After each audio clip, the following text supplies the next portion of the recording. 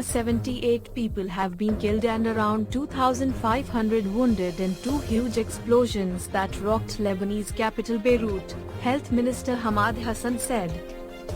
The blasts took place on Tuesday evening, shaking buildings all over the city while also causing severe damages and casualties. Several Bollywood celebs reacted to the devastation on Twitter. Priyanka Chopra wrote, "This is awful. Absolutely devastating. Sending all my love and prayers to everyone affected by this tragedy. When your mind does not want to believe what your eyes have just seen. Beirut and its people in my thoughts," added Farhan Uttar.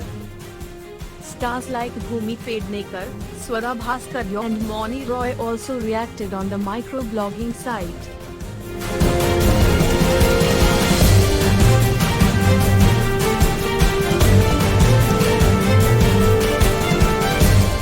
Meanwhile, the number of casualties is expected to rise as the counting continues.